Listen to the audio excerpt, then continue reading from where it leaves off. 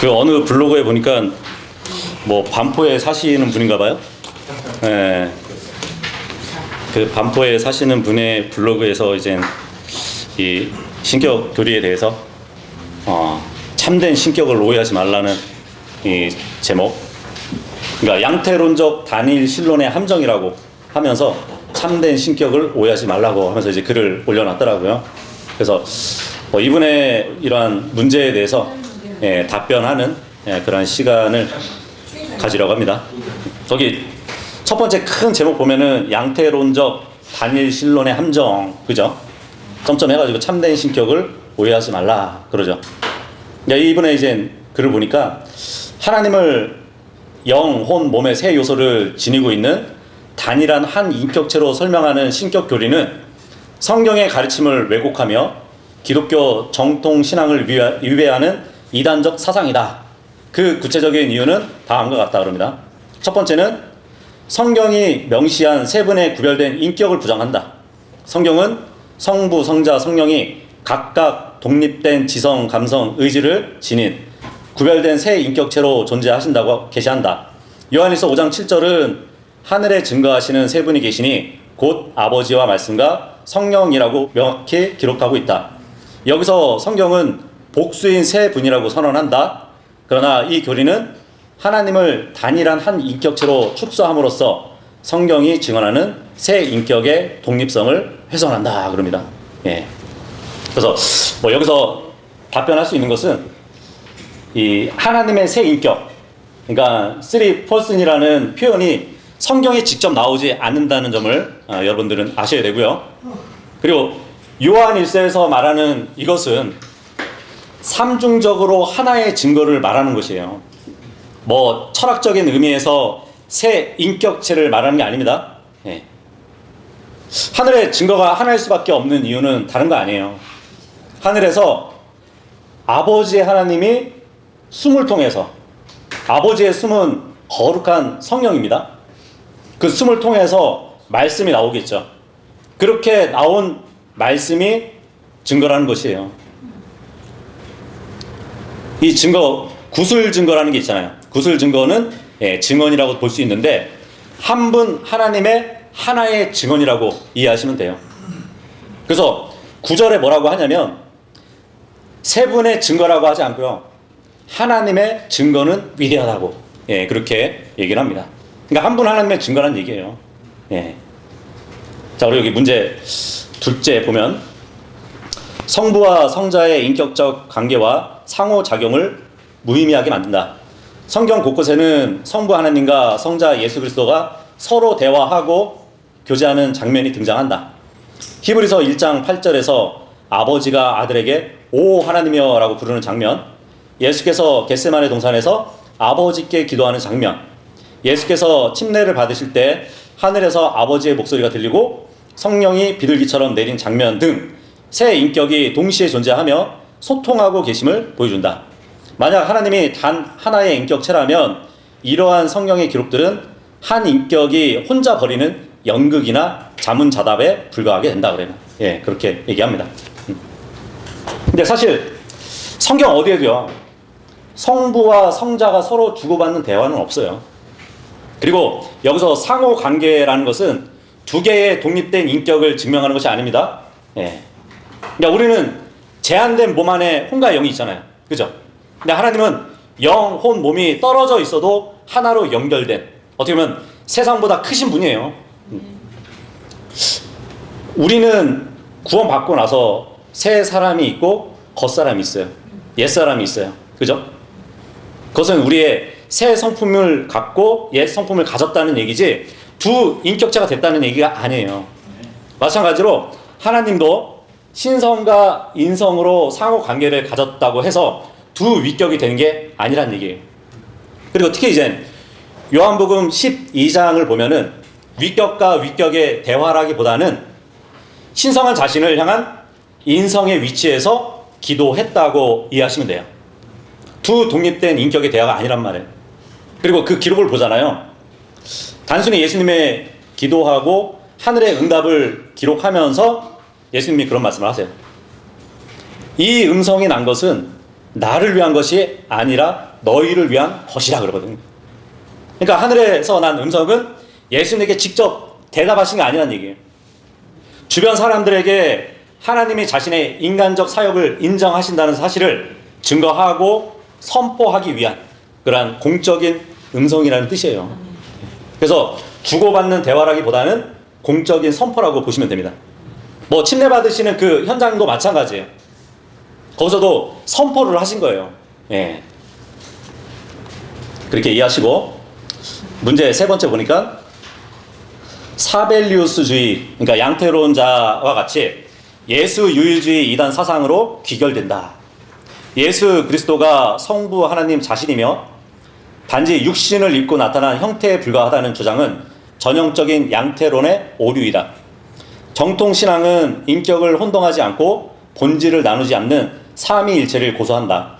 반면 이 교리는 아들이라는 명칭이 아버지가 존재함을 전제한다는 성경적 원리를 무시하고 성자 예수를 성부 하나님 본인과 동일시함으로써 기독교 역사가 경계해 온 양태론적 단위 신론을 그 틀을 그대로 따르고 있다 그러거든요. 과연 그럴까요? 지금 이 사람의 문제가 뭐냐면 양태론자로 규정하는 것 자체가 지금 잘못된 전제라고 보시면 돼요. 여기 사벨리우스주의라고 하잖아요.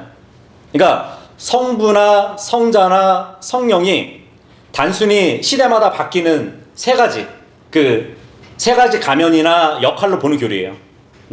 하나님이 이때는 아버지로, 이때는 아들로, 이때는 성령으로 모습을 바꾸면서 보여주는 그런 양태론적 신격 교리가 바로 이 사벨리우스주의란 말이에요. 그래서 지금 저희가 가르치고 있는 이 교리와 같다는 것이에요.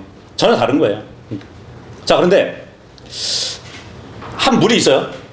물이 고체가 되기도 하고 기체가 되기도 하고 액체가 되기도 하잖아요. 그죠? 이게 바로 이제 양태론적 비유거든요. 근데 러크만 형제도 이런 양태론적인 설명을 자신의 조직 신학에 썼다는 얘기예요.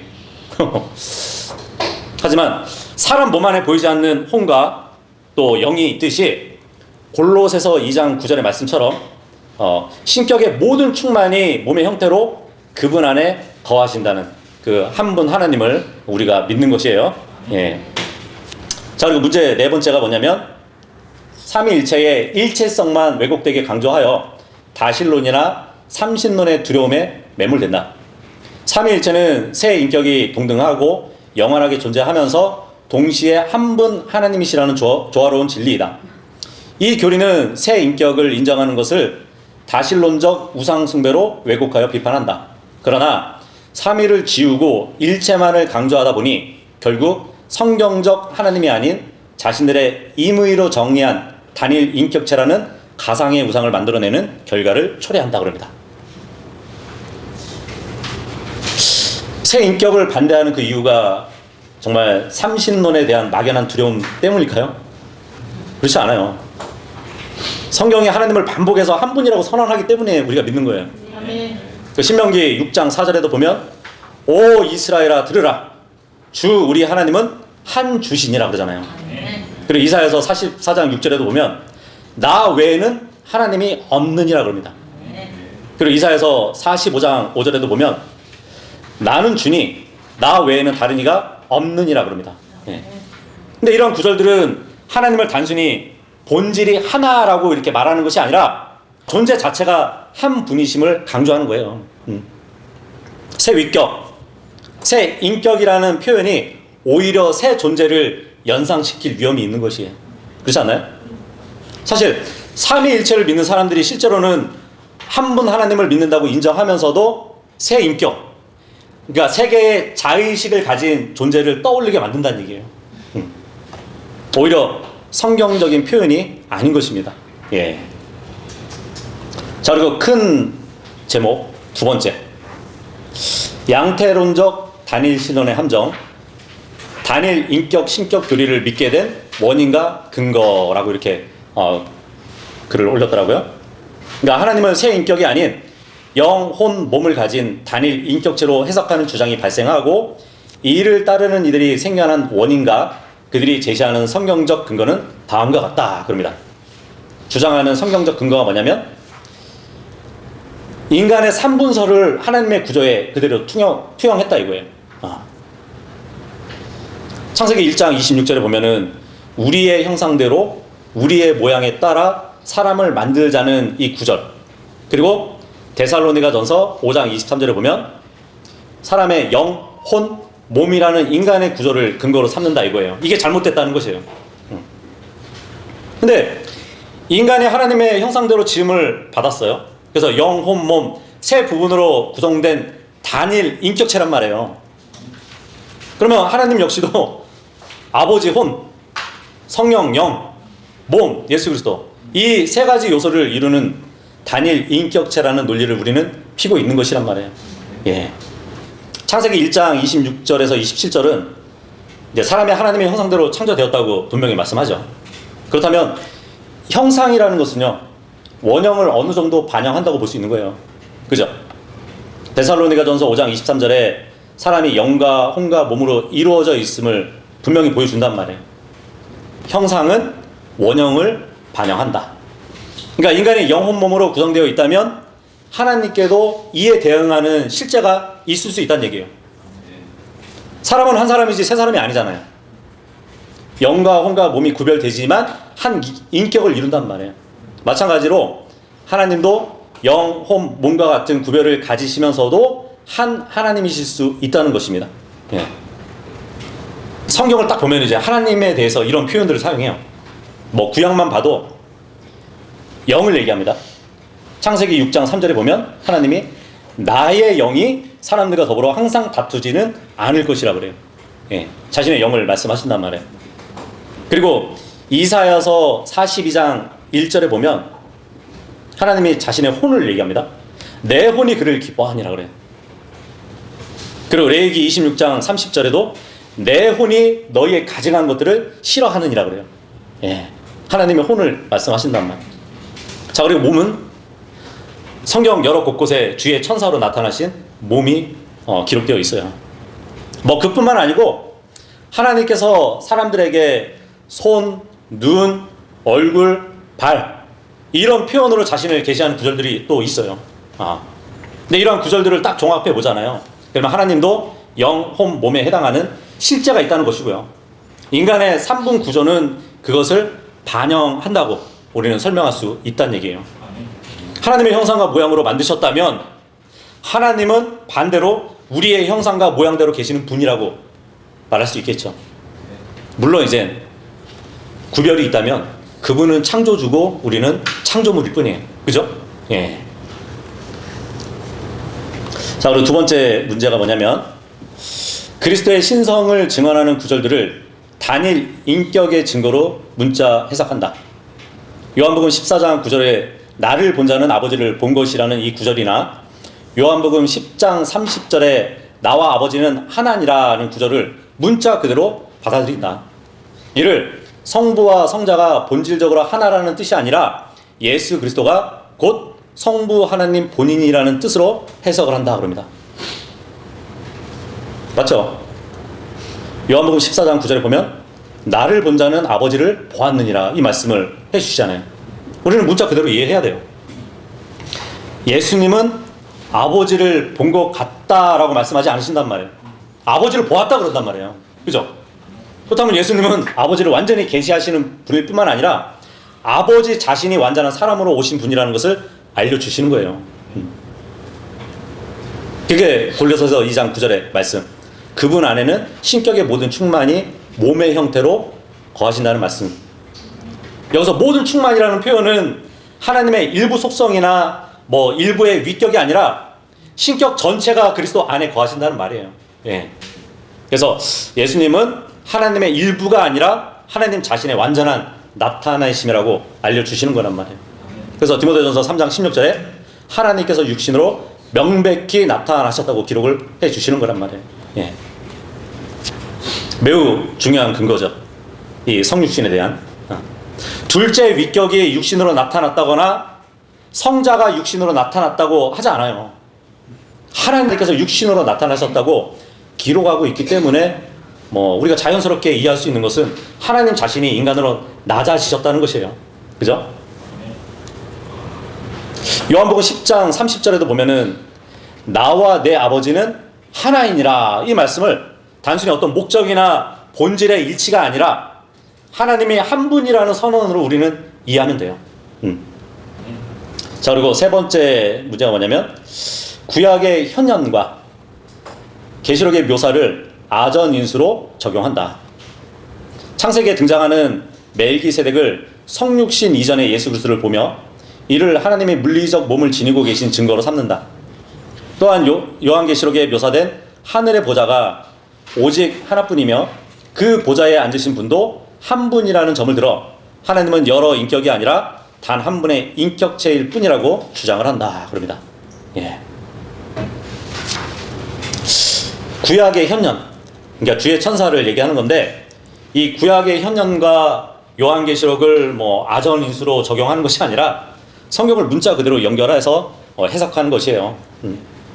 첫 번째, 여기 멜기세덱에 대한 해석이 있잖아요. 이거는 임의로 막 추론한 게 아니거든요. 히브리서의 해석을 따른 거예요. 히브리서 7장 3절에 보면은 멜기세덱을 가리켜가지고 하나님의 아들과 같이 되었다는 이 말씀을 해주고 있거든요.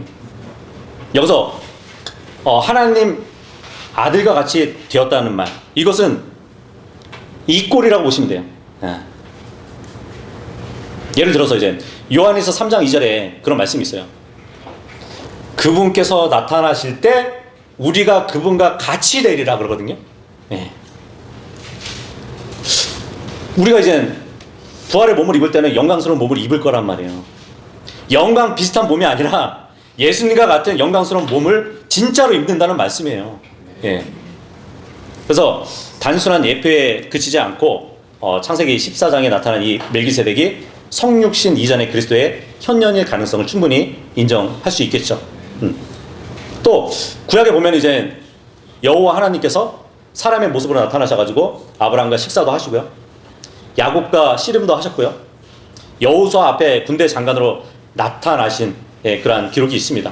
그러니까 하나님께서 필요하실 때 몸의 형태로 나타나실 수 있다는 것을 볼 수 있는 것이죠. 그래서 하나님께서 몸 형태의 실제가 있다고 말하는 것이 비성경적이라는 이유로 볼 수 없다는 얘기예요. 자, 그리고 두 번째는 요한계시록의 보좌는 매우 중요한 문자적인 증거예요. 요한은 계속 반복해가지고 한 보좌를 본다고 기록을 하고 있거든요. 3번에 걸쳐서 하나님 곧 어린 양의 보좌라고 하면서 보좌들 이렇게 기록을 하지 않아요. 보좌 단수를 사용한단 말이에요. 만일 아버지와 아들이 서로 다른 인격이라면 요한이 하늘에서 2개 이상의 보좌를 보았다고 기록하는 것이 더 자연스럽겠죠. 하지만 실제 계시록에서 보는 보좌는 하나이고요, 이것은 하나님의 단일성과 통치의 단일성을 보여주시는 겁니다. 자, 그리고 큰 거 세 번째 제목입니다. 이러한 왜곡된 믿음에 이르게 된 원인, 하면서 이제 분석을 했네요. 첫 번째, 무한하신 하나님을 인간의 이성 한계에 대해서 설명하려는 시도 때문이다. 삼위일체는 인간의 제한된 지성으로는 온전히 분석하거나 설명할 수 없는 하나님의 계시의 영역이다. 그러나 이들은 신비로 남아있는 삼위일체의 교리를 자신들이 이해할 수 있는 합리적인 설명 틀에 억지로 끼워 맞추려고 한다. 그 결과 인간의 구조인 영, 홈, 몸이라는 직관적이고 쉬운 비유로 도구로 삼아 하나님을 설명 가능한 대상으로 전락시켰다. 그럽니다. 아니죠. 오히려 우리는 인간의 철학이 아니라 성경 자체를 따라가지고 하나님을 이해하려고 하는 것이에요. 첫 번째는 이제 이 삼위일체는 신비이기 때문에 설명할 수 없다는 이 주장이 정말 성경적인 근거가 있는지 묻고 싶어요. 성경이 하나님을 계시하신 목적은 사람이 그분을 알도록 하기 위함이라고 성경은 말씀해주고 있어요. 요한복음 17장 3절에 보면 그런즉 이것이 영생이니 그들로 하여금 홀로 참 하나님이신 당신과 당신께서 보내신 예수 그리스도를 알게 하려 함이니이다 그러거든요. 그렇다면 우리는 하나님이 계시하신 내용을 이해하려는 그 노력이 잘못된 것이 아니잖아요. 오히려 성경이 요구하는 태도라고 볼 수 있단 말이에요. 자, 그리고 인간의 영, 혼, 몸을 말하는 것은 인간의 철학이 아니라 성경적인 표현이에요. 예. 데살로니가전서 5장 23절에 기록되어 있잖아요. 사람을 영과 혼과 몸으로 구분하고 있잖아요. 다시 창세기 1장 26절에서 27절 보시면 사람이 하나님의 형상대로 창조되었다고 말씀합니다. 그래서 하나님과 인간 사이의 구조적인 유사성을 논하는 것은 철학적인 추측이 아니에요. 성경 본문에서 출발한 것이란 말이에요. 이 형상이라는 개념이 아무런 대응 관계도 없는 단순한 비유에 불과하다면 왜 하나님께서 인간을 자신의 형상대로 창조하셨다고 말씀하셨는지 정말 되묻고 싶습니다. 예. 인간이 하나님과 완전한 동일한 구조라고 단정하는 것은 아니에요. 하나님의 형상으로 창조된 그 인간이 하나님의 존재를 이해할 수 있도록 주어진 반영으로 보는 거란 말이에요. 예. 이것은 하나님을 인간 수준으로 이렇게 우리가 축소하는 것이 아니라 하나님께서 친히 인간 안에 자신의 형상을 반영해 두셨기 때문에 그 형상을 통해서 하나님을 부분적으로 우리가 이해할 수 있는 거란 말이에요. 예.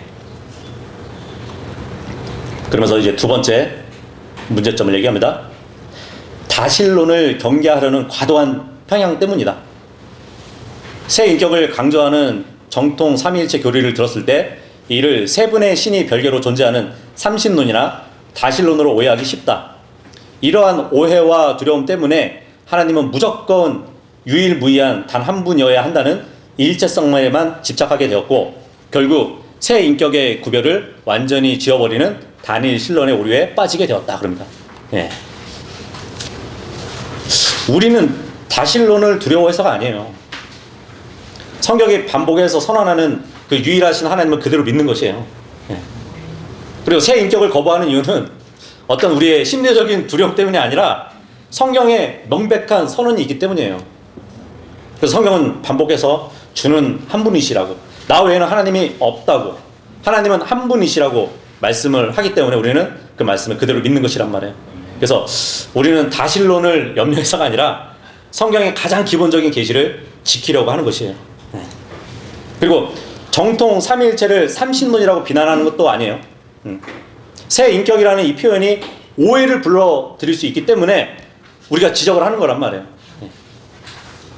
많은 정통 삼위일체 신자들이 실제로는 뭐 삼신론자가 아니라는 점을 우리는 인정을 한단 말이에요. 그럼에도 새 인격이라는 이 표현은 일반적인 언어에서는 세 개의 자의식을 가진 그 존재를 의미하기 때문에 성경이 사용하지 않는 그 용어를 신학의 중심으로 삼는 것은 불필요한 혼란을 초래한다고 우리는 보는 것이란 말이에요. 자, 그리고 세 번째 문제는 역사적 교회의 유산과 전통적 신앙을 불신하기 때문이다. 이들은 니케아 공예화나 아타니우스 신경 등 기독교 역사 속에서 확립된 교리적 유산들을 로마 카톨릭의 산물이거나 그리스 철학이 혼합된 변질된 사상으로 규정한다. 역사적 교회와 신학적 연구를 전면 거부하고 성경을 자신들만의 시각으로 독자적으로 해석하려는 고립된 태도가 고대의 이단 사상인 양태론을 성경적인 새로운 발견인 것처럼 오해하게 만들었다. 예. 자꾸 양태론을 이렇게 뒤집어 씌우려고 하네요. 그죠? 자, 그런데 우리는 역사 자체를 거부하는 것이 아니에요. 역사를 성경보다 더 높은 권위에 두지 않을 뿐입니다. 예. 이 우리의 최종 권위는 공의회가 아니에요. 성경이에요. 예. 뭐 니케아 공의회나 아타니우스 신경이 역사적으로 이제 뭐 중요한 문서라는 것을 인정을 할 수 있지만 그것들은 영감받은 성경이 아니잖아요. 뭐 어떤 전통이나 공의회도 성경과 충돌한다면 우리는 성경이 최종 기준이 되어야 된다는 것이에요. 그리고 니케아 이후 사용된 이 신학 용어들이 성경적인 용어가 아니라는 점을 우리가 지적하는 겁니다. 뭐 예를 들어서 뭐 동일 본질, 위격, 본질 이런 말들은 이제 헬라 철학 용어예요. 성경은 이러한 표현으로 막 하나님을 설명하지 않기 때문에 이러한 철학적인 정의보다 성경 본문 자체를 우선하려는 것이란 말이에요.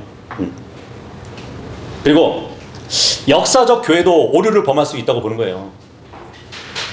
성경에도 보면은 이스라엘 전체가 우상 숭배에 빠지기도 했었고요. 초대교회도 보면은 이미 사도시대 때부터 거짓 교사들이 교회에 침투했음을 알잖아요. 그죠? 그런 것을 봤을 때 카톨릭에서 개혁한 교회가 잘못된 전통 교리를 답습하고 가져온 그 잘못을 지적하는 것이란 말이에요. 예. 네 번째 문제점. 기록된 성경 말씀을 단순하게 믿지 않는 영적 완악함 때문이래요. 예. 성경이 성부, 성자, 성령이라는 세 분을 증언할 때 이를 있는 그대로 수용하기보다 자신의 머리로 납득이 가야만 믿겠다는 인본주의적 사고가 작용한 결과이다. 영적인 진리는 믿음을 통해 깨닫게 되는 영역임에도 불구하고 사람의 철학과 논리로 신격을 규정하려다 보니 눈이 가려져 말씀을 보아도 올바른 깨달음에 이르지 못하는 상태에 머물게 된다 그럽니다. 예. 반대로 한번 생각해 보자고요. 그렇다면 정말 삼위일체는 성경을 단순하게 믿어서 정립할 수 있는 교리인가요? 철학적인 사고를 썩고 이해시켜서 나온 교리예요. 예. 골로새서 2장 8절 9절에 말씀하잖아요. 어떤 사람도 철학과 헛된 속임수로 너희를 약탈하지 못하도록 경계하라고. 예. 왜냐하면 그것들은 사람들의 전통을 따르는 것이요 세상의 초보 원리들을 따르는 것이지 그리스도를 따르는 것이 아니니라 그러잖아요. 이는 그분 안에는 신격의 모든 충만함이 몸의 형체로 거하시기 때문이라. 우리는 이 말씀이면 충분한 거예요. 네. 자, 그리고 큰 제목 네 번째, 단일 인격 신격 교리가 유발하는 성경적 모순들. 예, 그럽니다. 그러니까 하나님은 구별된 세 인격이 아니라 단일한 한 인격체이며 예수 그리스도가 곧 아버지 하나님 본인이라는 교리를 성경에 그대로 대입하면 성경의 수많은 구절과 진리들이 앞뒤가 맞지 않는 치명적인 모순에 빠지게 된다. 그 구체적인 모순들은 다음과 같다. 첫 번째, 아버지와 아들 간의 대화가 기도가 자작극이 된다. 성경에는 하나님 아버지와 아들 예수 그리스도께서 서로 구별된 인격으로서 대화하는 장면이 무수히 등장한다. 이렇게 무수히 등장하진 않던데. 네. 그리고 히브리서 1장 8절에 보면은 하나님 아버지는 아들 하나님을 향해서 오 하나님이여 주의 왕자는 영원 무궁하오며 이렇게 부르신다. 단일 인격체라면 자신이 자신을 향해 오 하나님이라고 부르는 이상한 상황이 된다. 또한 예수께서 겟세마네 동산에서 내 뜻이 아니었고 오직 아버지의 뜻이 이루기를 원하나이다. 이렇게 기도하는 장면에서도 단일 인격체라면 어떻게 나의 뜻과 아버지의 뜻이 다를 수 있으며 누구에게 자기 뜻을 굽히고 기도를 드린다는 것인지 설명할 길이 없다. 결국 이러한 대화와 기도는 한 존재가 혼자 벌이는 자작극이나 연극에 불과하기 때문이라 그럽니다. 네. 근데 지금 아버지와 아들의 기도를 자작극이라고 규정하는 것 그 자체가 잘못된 전제예요. 왜냐하면 예수 그리스도는 참 하나님이시면서 동시에 참 사람이었단 말이에요. 그러니까 성육신이라는 것은 하나님께서 실제 인간이 되신 거거든요. 그래서 예수님의 기도는 연극이 아니라 참된 인간으로서 하나님께 드린 실제 기도예요. 네. 히브리서 5장 7절에 그런 말씀을 하잖아요. 그분께서 육체로 계실 때 그러거든요. 네. 그때 어떠한 일이 있었냐면 예수님께서 눈물과 기도로 기도하셨다는 것을 기록해주고 있어요. 이것은 정말 하나님께서 인간의 삶을 실제로 사신 결과를 기록해주고 있는 것이란 말이에요. 두 개의 영원한 인격 사이의 대화가 아니에요. 물론 이제 내 뜻과 아버지의 뜻이 상충합니다. 이것은 두 인격이 아니라 두 본성의 문제예요. 네. 누가복음 22장 42절에 보면 내 뜻이 아니었고 이렇게 얘기를 하는 것은 예수님의 참된 인간적인 의지를 말하는 거예요. 그리고 아버지의 뜻 할 때는 하늘에 계신 하나님의 구속 계획을 말하는 것이란 말이에요. 그러니까 이것은 주님의 내적인 갈등인데 두 하나님의 의지가 아니라 성육하신 그리스도의 인간적 의지가 하나님의 뜻에 완전히 복종하는 그 장면이라고 해석할 수 있다는 얘기예요. 자, 그리고 히브리서 1장의 기록도 보면 하나님이 메시아를 선포하는 장면이거든요. 히브리서 1장은 시편 45편을 인용하는 거예요. 오 하나님이여 아들을 향해서. 이것은 이제 아버지와 아들이 서로 다른 영원한 인격으로 대화하는 장면이라기보다는 하나님께서 자신의 메시아적인 나타나심, 그 왕권을 선언하시는 예언적인 말씀으로 기록한 거거든요. 그래서 오 하나님이여 라는 이 호칭은 메시아의 신성을 선포하는 것이지 두 독립된 인간의 존재를 증명하는 그러한 상황이 아니란 얘기예요. 뭐 이분은 뭐 자작극이라는 표현을 썼는데 이 표현은 성육신의 신비를 지나치게 단순화하는 잘못이라고 보시면 돼요. 하나님께서 사람이 되셨으면 배고픔도 실제였겠죠. 피곤함도 실제였겠죠. 뭐 시험 받으신 것도 실제였고요. 그렇다면 기도하는 장면도 실제였다고 보면 돼요. 예. 그래서 예수님의 기도를 연극이라고 하는 것은 정말 성육신의 실제성을 부정하는 것이라고 반박할 수밖에 없어요. 예수님은 사람으로서 순종을 하셨고요. 사람으로서 기도하셨고요. 사람으로서 죽으셨단 말이에요. 이것은 하나님께서 사람의 자리에 실제로 사셨기 때문에 가능한 일이라고 볼 수 있는 것입니다. 예. 자, 그리고 두 번째 문제는 율법의 두 증인 법칙을 정면으로 위반한다. 예수님은 자신을 증거하는 이가 자기 자신뿐만이 아님을 명확히 하셨다.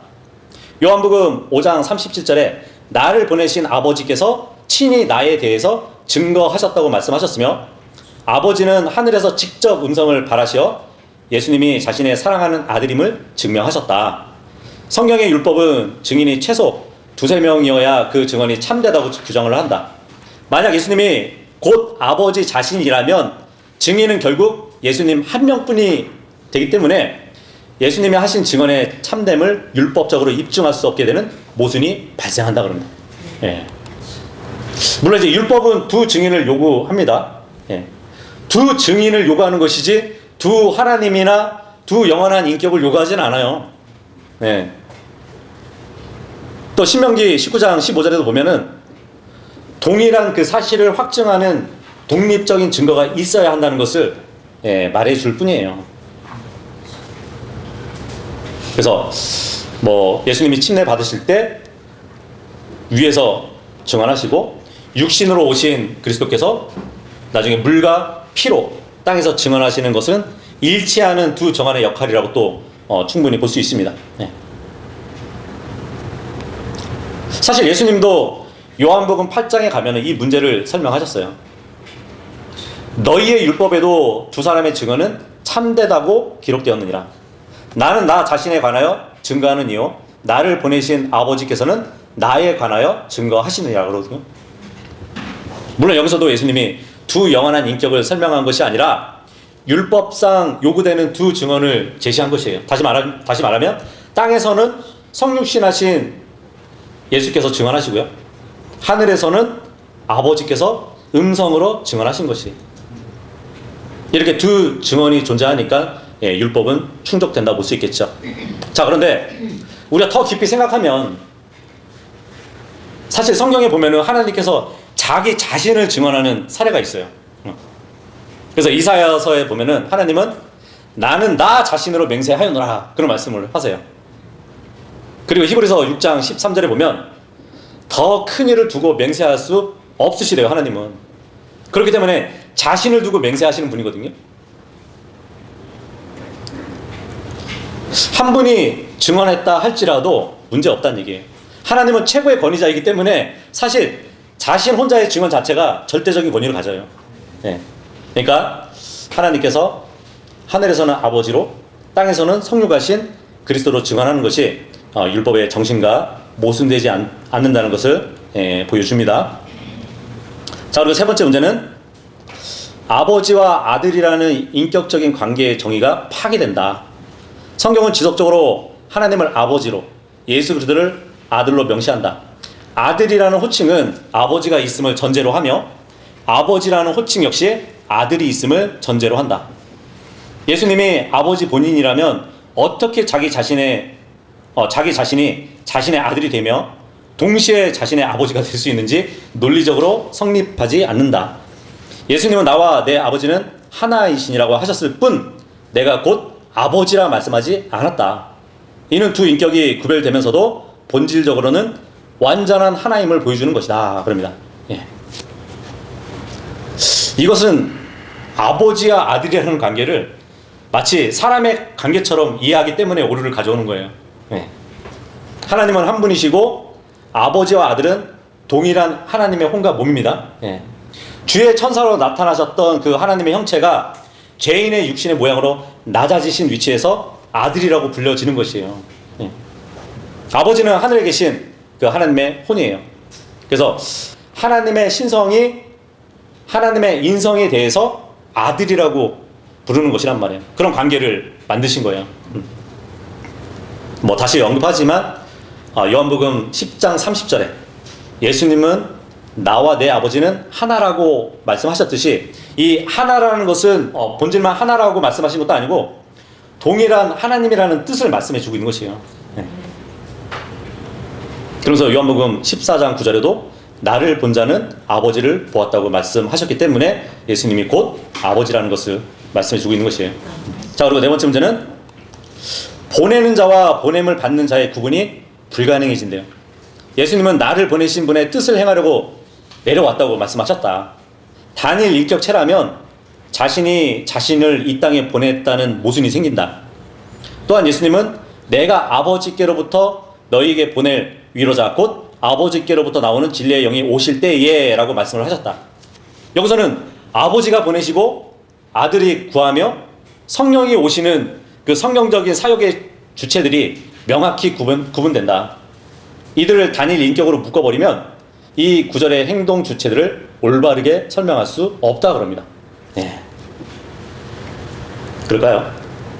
보내는 자와 보냄을 받는 자의 구분은 곧 영원한 두 인격의 존재를 의미하지 않아요. 왜냐하면 여기서 보낸다, 센트는 사역과 질서를 나타내는 것이에요. 예수님도 그 말씀을 하셨죠. 요한복음 6장 38절에 보면 내가 하늘로부터 내려온 것은 그러거든요. 이것은 하나님의 성육신을 통해서 세상에 오신 사건으로 이해할 수 있어요. 근데 하늘에 계신 하나님께서 육신을 입고 세상에 오셨기 때문에 보냄을 받았다라는 표현을 사용하는 것이에요. 예. 그러니까 두 영원한 인격을 증명하는 것이 아닙니다. 그리고 성경에서 보낸다는 이 표현을 딱 보잖아요. 반드시 뭐 다른 인격 사이에서만 사용되지 않아요. 예를 들어서 하나님은 자신의 말씀을 보내시고요, 자신의 영을 보내세요. 근데 말씀과 영을 보낸다고 해서 하나님과 별개의 하나님을 보낸 것이 아니게 되잖아요. 그죠? 하나님과 별개의 하나님을 보낸 것이 아니란 말이에요. 예, 마찬가지로 이제 성육신 하신 그리스도를 보내셨다는 이 표현도 하나님 자신의 뜻에 따라서 스스로 자신이 낮아지신 인성의 위치에서 신성한 하나님께로부터 구속사역을 위해서 보내심을 받았다는 표현으로 이해하시면 되는 것이에요. 요한복음 15장 26절에도 보면 이 구속사역의 질서를 설명하는 것이라고 보시면 돼요. 내가 아버지께로부터 너희에게 보낼 위로자 그러잖아요. 마치 각각 위격 얘기하는 것처럼. 근데 이 영은 하나님의 영으로도 불리고 예수의 영으로 불리고 그리스도의 영으로 불려요. 한 분의 영이란 말이에요. 그러니까 하나님은 성육신 하셔서 구속을 이루시고 승천하신 후에 자신의 영을 보내셔서 구속을 받는 신자들을 위로하시는 그 사역을 하시게 되겠죠. 자, 그리고 다섯 번째 문제는 보좌의 위치와 공간적 배치가 오순된다. 히브리서 1장 3절은 예수님이 죄들을 정결하게 하신 후에 높은 곳에 계신 존엄하신 분의 오른편에 앉으셨다고 기록한다. 예수님이 아버지의 하나님 본인이라면 어떻게 자기 자신이 자신의 오른편에 앉아 계실 수 있는지 공간적, 관계적 모순이 발생한다고 합니다. 예, 이건 단골이네요, 그죠? 예. 그러니까 마가복음 16장 19절에 주님께서 하나님의 오른편에 앉으셨다. 이 오른편, 라이트 핸드, 항상 공간적, 물리적 위치를 의미하는 것이 아니에요. 마태복음 26장 64절에 보면은 너희가 인자가 권능의 오른편에 앉을 것을 볼 거라고 또 그렇게 기록을 하신단 말이에요. 여기서는 하나님의 오른편 대신에 권능의 오른편이라고 바꿔서 기록해주고 있단 말이에요. 그래서 오른편이 하나님의 오른쪽에 있는 의자나 물리적인 좌석을 말하는 것이 아니라 권세, 영예, 통치권을 나타내는 관용적인 표현으로 이해하시면 됩니다. 그러니까 예수님이 하나님으로서 최고의 권세와 영광을 가지셨다는 뜻이에요. 뭐 하나님 옆에 또 다른 의자에 앉아 계신 두 인격을 보여주는 장면이 아니라는 것이에요. 자, 그리고 여섯 번째 문제는 복수형으로 기록된 성경 구절들과 정면 충돌된다. 성경은 요한일서 5장 7절에서 하늘에 증거하시는 세 분이 계시니 곧 아버지와 말씀과 성령이라며 분명하게 세 분이라는 복수 표현을 사용한다. 이 세 분이 완전한 일치 속에서 하나를 이루는 것이지 한 인격이 세 가지 역할을 하는 것이 아니라는 것을 성경은 명확히 지적한다. 또한 창세기 1장 26절에 우리가 우리의 형상으로 사람을 만들자고 하셨을 때 여기 사용된 우리라는 복수형 단어 역시 단일 인격체라면 결코 사용할 수 없는 잘못된 표현이 되고 만다 그럽니다. 예. 이 복수 표현이 나온다고 해서 세계의 영원한 위격을 의미하는 것은 아니에요. 여기 요한일서 5장 7절을 들어 말을 하는데 셋이 존재한다고 말을 하지만 세 위격이라고 말을 하진 않아요. 그죠? 요한복음 1장 1절이나 지금 요한일서 5장 7절에 왜 하늘에 계신 아들이라고 표현 안 하고 말씀으로 기록되어 있는지 우리가 이해를 해봐야 돼요. 예. 저 하늘에 두 위격으로 있지 않으니까 아들이라는 표현을 쓰지 않고 말씀으로 기록을 해주고 있는 거예요. 예. 요한일서 1장 1절에 보면은 그러죠. 눈으로 보고 손으로 만진 아들을 그를 왜 말씀으로 표현하면서 그것이라고 기록을 했을까요? 말씀의 주체이신 하나님을 몸으로 경험했다는 그 의미란 말이에요. 그리고 요한일서 5장 7절의 본문은 아버지, 말씀, 성령 이 셋은 하나니라 이것은 증거가 하나라는 것을 먼저 언급했어요. 근데 만약에 이 사람의 말대로 그 셋이 하나를 이룬다고 해도 문제는 없어요. 왜냐하면 아버지, 말씀, 성령 이 셋은 한 분 하나님을 이루기 때문인데 아까도 말씀드렸죠. 하나님의 증언은 아버지가 숨을 통해서 말씀한 것이 되기 때문에 예. 여기서 성령은 영어로 홀리고스트입니다. 거룩한 숨을 얘기해요. 사실 킹제임스 성경에 성령을 이렇게 두 단어로 쓰잖아요. 홀리고스트, 홀리스피릿. 근데 홀리고스트를 90번 사용을 해요. 근데 홀리스피릿을 7번밖에 사용하지 않아요. 그러니까 하나님의 숨과 관련해서 압도적으로 많다는 얘기예요. 그래서 주님이 제자들에게 숨을 내쉬면서 성령을 받으라 그러셨잖아요. 그때도 홀리고스트란 말이에요. 그래서 아버지가 거룩한 숨을 통해서 말씀하신 그 증언, 아버지, 성령, 말씀 셋 다 들어가 있죠. 그죠? 그리고 창세기 1장 26절에 우리라는 복수를 사용했으니까 새 인격을 뜻한다. 이제 잘 보세요. 일단은 하나님이라는 단어, 이 엘로힘이라는 히브리어 단어는요 집합적인 단수예요. 예. 우리라는 복수를 쓰지만 형상과 모양은 단수란 얘기예요. 예. 정말 새 인격이라면 우리의 형상들대로 우리의 모습들대로 이렇게 했어야죠. 그래서 이 엘로힘이라는 단어를 어떻게 이해를 할 수 있냐면 내 몸 안에 있는 혼과 영이 집합적으로 있지만 나는 한 사람이라는 것. 예. 이것으로 우리는 충분히 이해해 볼 수 있는 것이에요. 근데 이런 말이 한국에서도 비슷하게 쓰이지 않나요? 단수지만 우리를 사용하는 경우가 많잖아요. 반드시 복수의 인격이나 복수의 소유자를 의미하지 않는 뭐 예를 들면은 이것도 뭐 히브리어처럼 특수한 용어라고 볼 수도 있을 것 같아요. 우리말의 이제 특수성이라고 볼 수 있겠죠. 우리 남편, 우리 아내, 뭐 일부 다처나 일부 이처를 말하는 게 아니잖아요. 그죠? 나의 개인의 반려자를 말할 뿐이란 말이에요. 그래서 오늘 요 블로그 글을 이렇게 퍼와서 하나하나 이렇게 답변하는 시간을 가졌습니다. 이렇게 우리가 이제 2주 동안 4시간에 걸쳐서 함께 하나님의 신격을 나눠봤어요. 그래서 우리가 이 신앙을 굳게 잡고 정말 누군가에게 확실하게 답변을 해줄 수 있길 바라고 우리가 이렇게 바로 알게 된 하나님을 또한 바르게 섬기면서 살아갈 수 있는 모두가 될 수 있기를 바라겠습니다. 네.